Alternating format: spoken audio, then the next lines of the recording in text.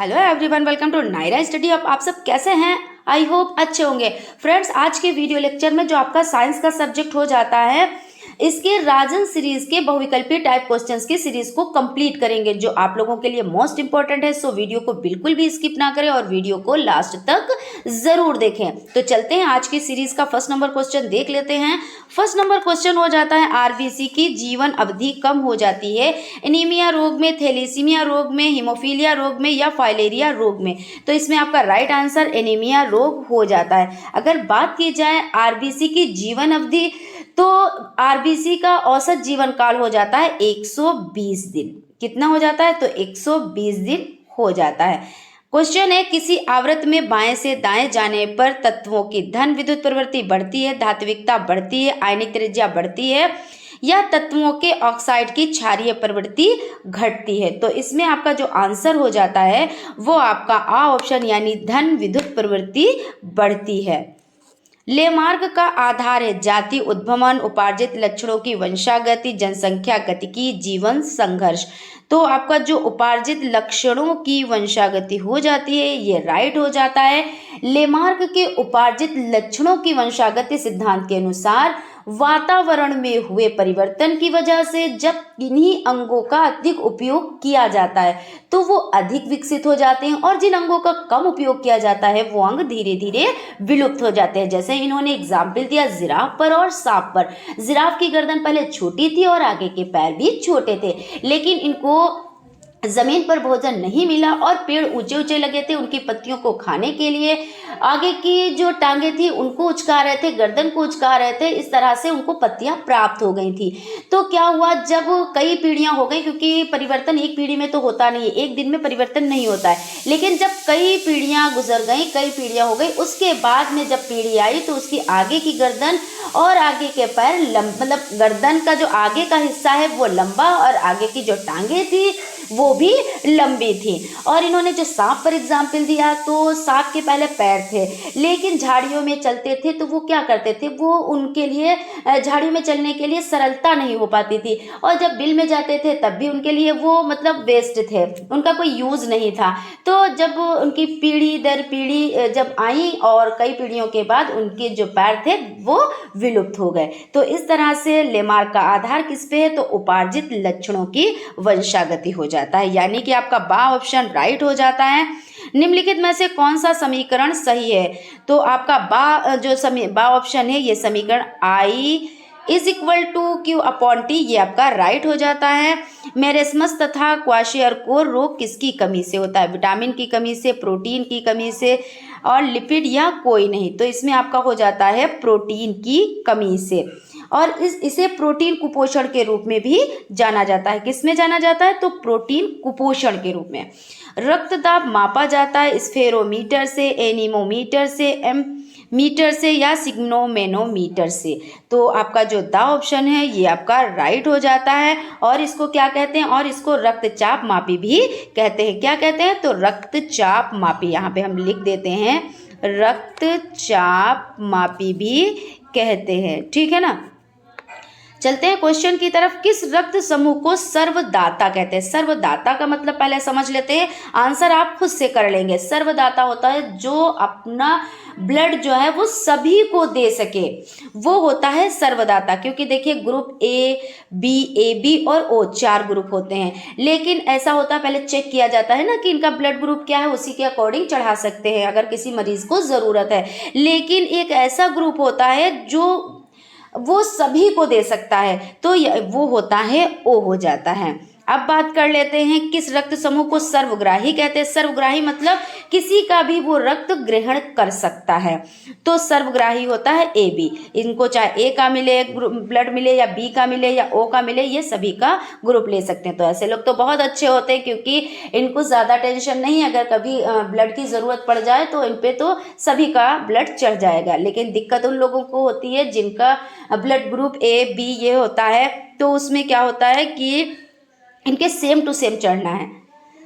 कौन सा पिरामिड सदैव सीधा होता है? तो ऊर्जा का, जनसंख्या का, जीवभार का या सभी का? तो ऊर्जा का जो पिरामिड होता है, यानी ऑप्शन आपका हो जाता है ये राइट हो जाता है, या ऊर्जा का पिरामिड सदैव सीधा होता है। और समुद्र में जीवभार का पिरामिड सदैव सीधा होता है, किसका? तो जो समुद्र में जीवभार का पिरामिड भी सीधा होता है। तो इस तरह से आपका ऑप्शन राइट हो जाता है। कौन सा पिरामिड सदैव सीधा होता है? तो आपका हो गया है पारितंत्र में ऊर्जा का प्रवाह होता है सदैव एक दिशा में, बहुदिशात्मक, आ और बा दोनों, कोई नहीं।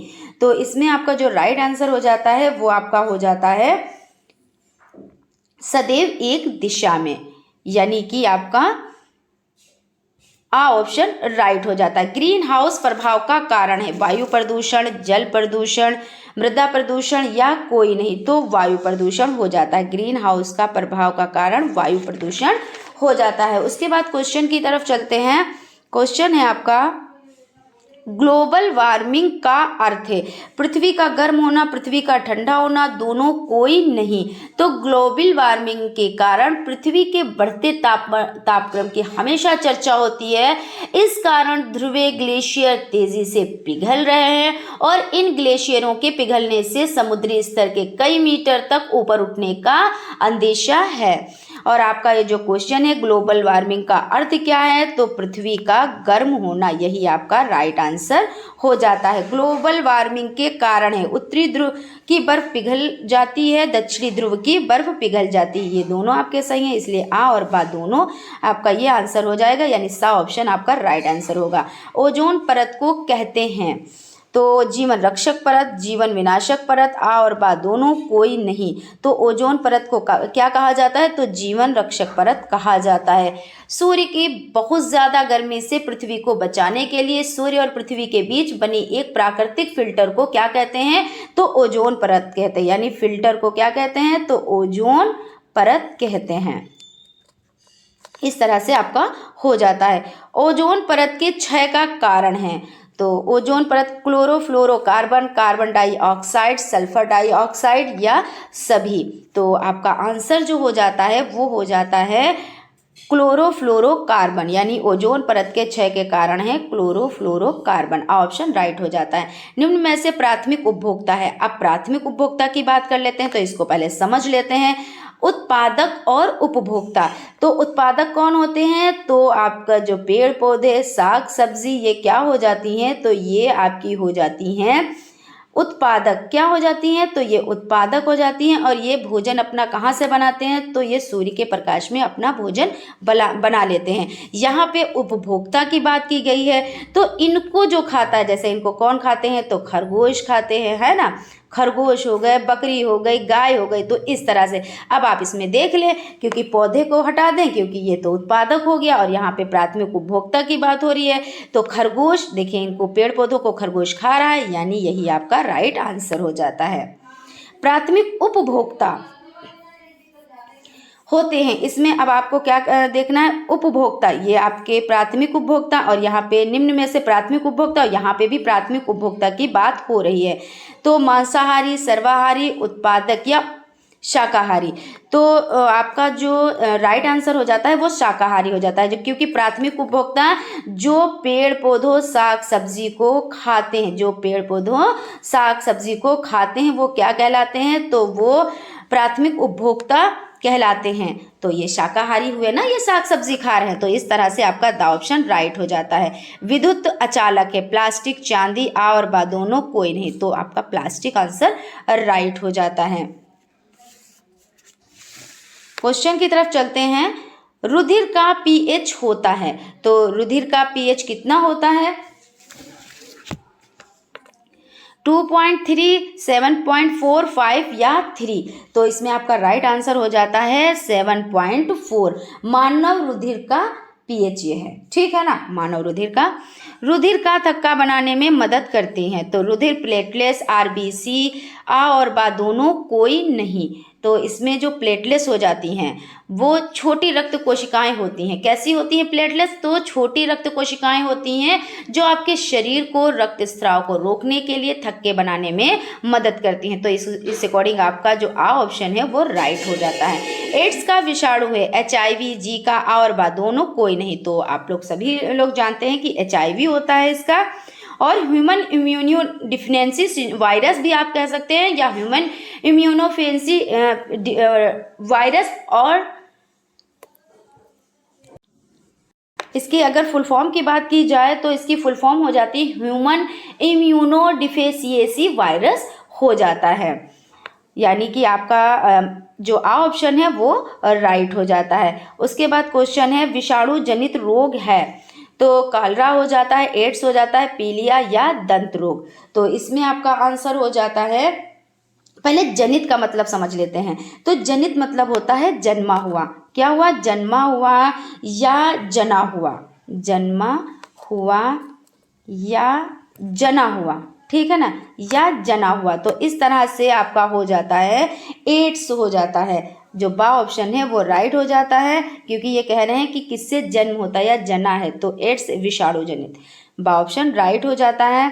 क्वेश्चन है रुधिर के भाग हैं, तो प्लाज्मा, रुधिराणु, आ और बा दोनों कोई नहीं।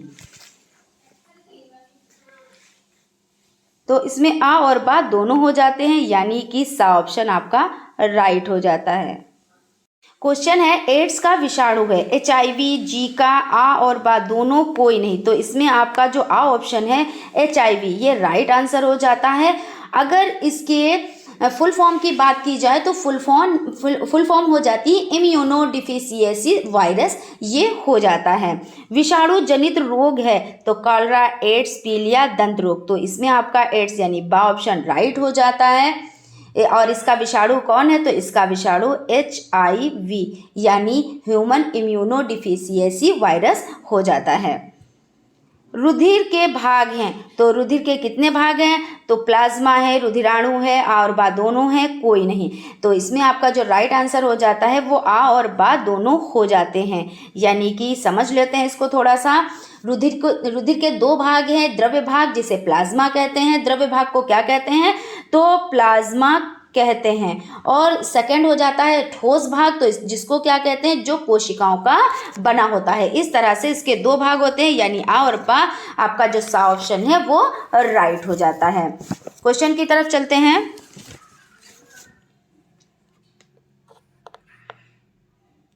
ऑक्सीजन वाहक होता है, हीमोग्लोबिन, रुधिर, प्लेटलेट्स, आ और बा दोनों कोई नहीं। तो ऑक्सीजन का जो वाहक होता है वो हीमोग्लोबिन होता है। हीमोग्लोबिन यानी कि आपका आ ऑप्शन राइट हो जाता है। रक्त में मौजूद हीमोग्लोबिन फेफड़ों या गिलों से शरीर के शेष भाग यानी ऊतक को ऑक्सीजन का परिवहन करता है, जहां वह कोशिकाओं के प्रयोग के लिए ऑक्सीजन को मुक्त कर देता है। निम्न में से पोटेशियम का संकेत है, तो पोटेशियम क्या है? पोटेशियम एक रासायनिक तत्व है। कैसा तत्व है? तो रासायनिक तत्व है। और इसका जो संकेत है वो क्या है? इसका संकेत के है, यानी कि आपका जो सा ऑप्शन है वो राइट हो जाता है। अम्ल वर्षा में उपस्थित अम्ल नाइट्रिक अम्ल तथा सल्फ्यूरिक अम्ल, सिट्रिक अम्ल या एसिटिक अम्ल या हाइड्रोक्लोरिक अम्ल, ये हो जाते हैं। तो इसमें आपका जो राइट आंसर है वो जान लेते हैं। आपका राइट आंसर हो जाता है नाइट्रिक अम्ल तथा सल्फ्यूरिक अम्ल। भोपाल गैस त्रासदी का कारण कौन सी गैस है? Ethyl isocyanate, methyl isocyanate, carbon dioxide, carbon monoxide. तो आपका जो बा ऑप्शन यानी मिथाइल आइसोसाइनेट है ये राइट हो जाता है। वर्ष 1984 कब? तो 1984 के दिसंबर माह में। कब? तो दिसंबर माह में 3 तारीख को यानी 3 दिसंबर को यूनियन कार्बाइड से मिथाइल आइसोसाइनेट गैस के लीक होने से हजारों लोग मरे और ये विश्व की भयानक दुर्घटना थी। ताजमहल के दिन प्रतिदिन भद्दा होने का क्या कारण है? ग्रीन हाउस प्रभाव, ओजोन परत, अम्ल वर्षा या कोई नहीं। तो इसमें जो हो जाती है वो अम्ल वर्षा हो जाती है, यानी सा ऑप्शन आपका राइट हो जाता है। और अम्ल वर्षा क्या होती है? तो ताजमहल के चारों ओर स्थित रबड़ परिक्रमण, स्वचालित वाहन, निर्वातक रसायन और विशेषकर मथुरा तेल परिष्करण जैसे उद्योग प्रदूषित गैसों की वर्षा के साथ मिलाकर अम्ल वर्षा, इसको सबको जब मिला दिया जाता है तो क्या कहते हैं? इसको अम्ल वर्षा कहते हैं। और इसी के कारण ताजमहल भद्दा यानी पीला हो रहा है। और ग्रीन हाउस गैस है methane, carbon dioxide, nitrous oxide, sulphur dioxide, chlorine या हाइड्रोजन।